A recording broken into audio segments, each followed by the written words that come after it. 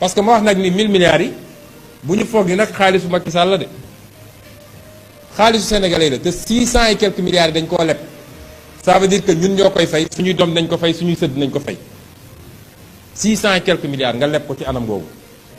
jëndoo ci ay lal jëndoo ci ay gants jëndoo ci ay blouse ak luy protéger personnel médical bi jëndoo ci ay outils de test de dépistage rapide nga xam ne fu ne waroon nañ fi mën a dépister tey est-ce que yoon la Sénégalais dem def dépistage toog 72 heures wala lu ko ëpp te amul résultat ñu bëri def nañ dépistage balaa seen résultat génn dee nañu loolu est-ce que yoon la nga jël xaalisu réew mi dem profito ci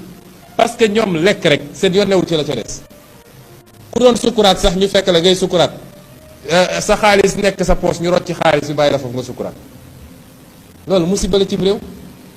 donc loolu mooy seconde irresponsabilité bi ñetteel bi mooy ci jamono jooju moom Macky Sall parce que soo naan sa askan dama bëgg ngeen def ay sacrifice dama bëgg ngeen takk seen biir parce que mbir mi jaxasoo na yow yaa war a njëkk a joxe exemple bu baax waaye yow doo bañal sa bopp dara jamono ji situation bii nekk nga xam ne kenn nooyatul moom mu jël 60 milliards dem jënd avion boo xam ne soo si voyagé tey mun nga toog 1 mois 2 mois 3 mois doo ci dugg te jamono bi mu toog yëpp yorul avion mat na 1 an et demi mi ngi doon tukki nga jël 60 milliards pour yow kese nga dem jënd avion xam ngeen 60 milliards ñaata lits de réanimation lañ ci mën a am 60 milliards nga ci am 2000 lits de réanimation 2000 lits de réanimation daanaka tey su ñu amoon 500 lits de réanimation rek coow lu du demee nii parce que